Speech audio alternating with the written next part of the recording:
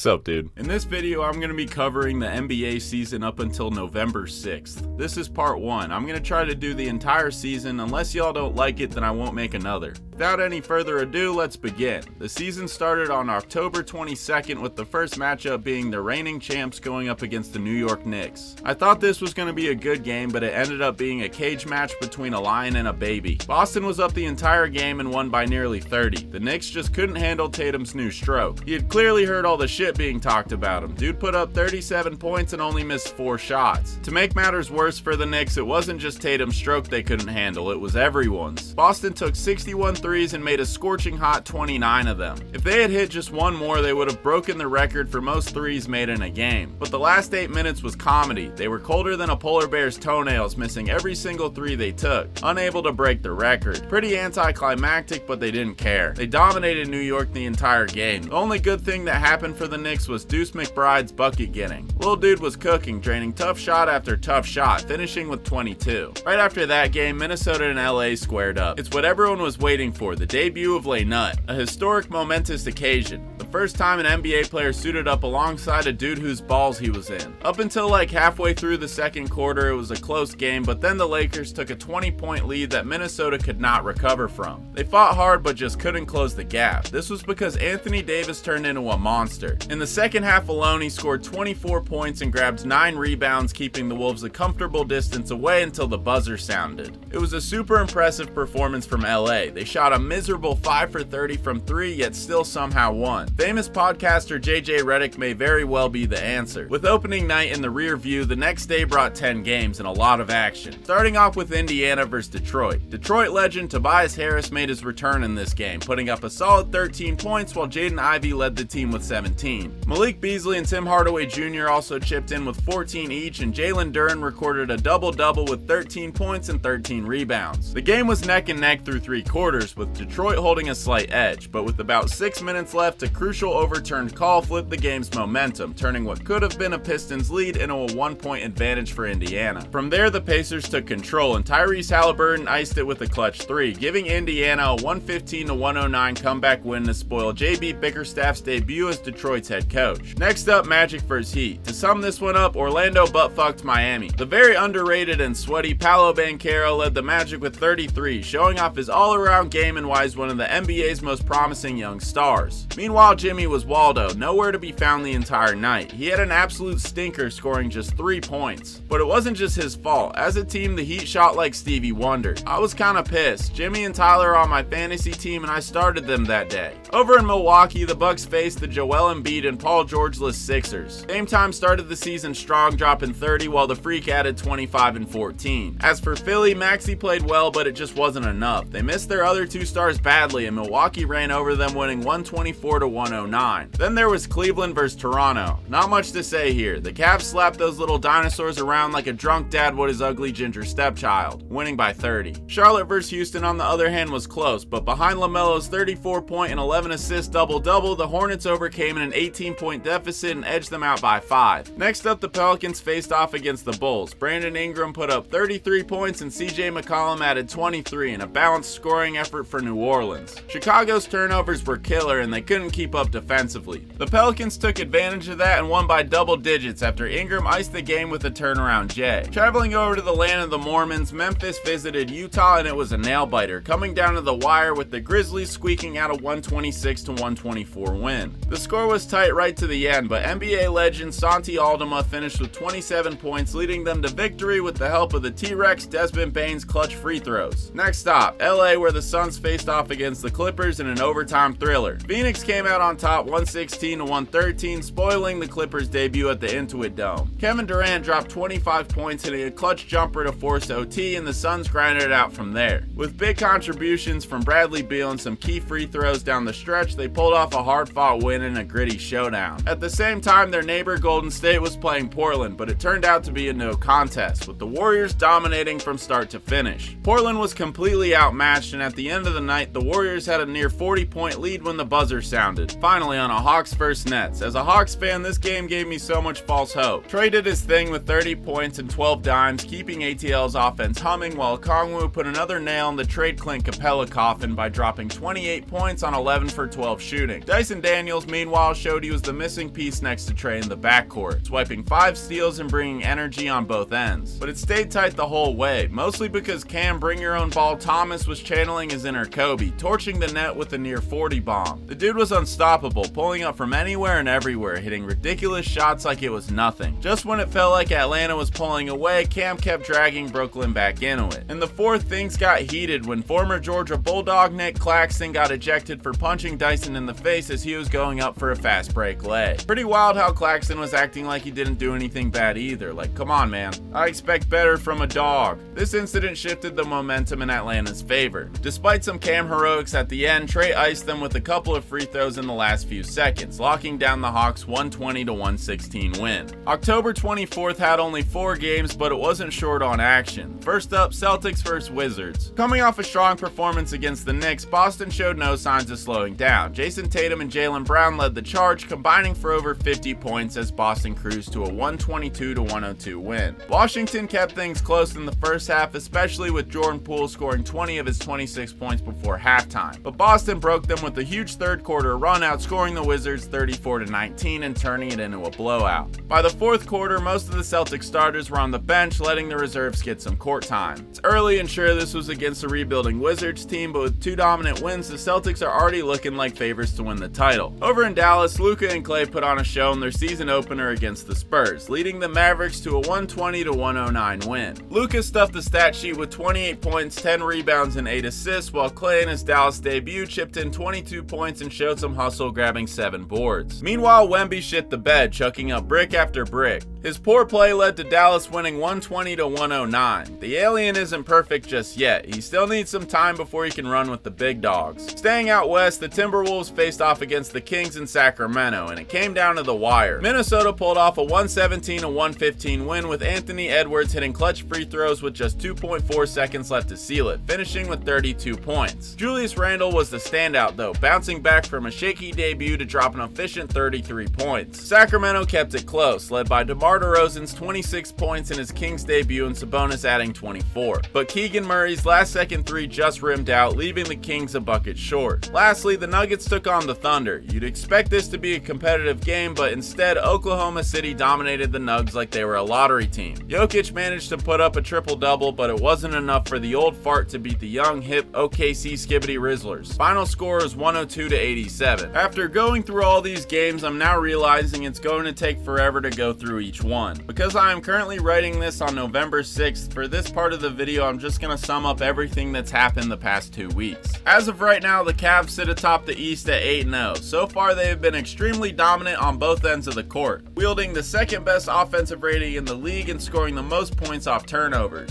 Right behind them at 7-1 is Boston. They're the same God Squad from last year and are definitively the team to beat. Their only loss so far came against the Pacers on October 30th in a super close game that went into overtime. In that game, Indiana was up by 20 with 7.5 minutes left, but then out of nowhere, Boston closed that gap and Tatum sent it to overtime with a clutch 3. It was tight, but in overtime, the Pacers were able to avoid a Falcons-like choke and won by 3. Besides the Celtics and Cavs, everyone else in the East kinda sucks. Actually, no, my Hawks don't. We're on the come up for real. Out west, though, things are a bit different, aka more competitive. OKC sits at the top with 7 wins and 0 losses thanks to Shea's MVP caliber play and the team's fantastic D.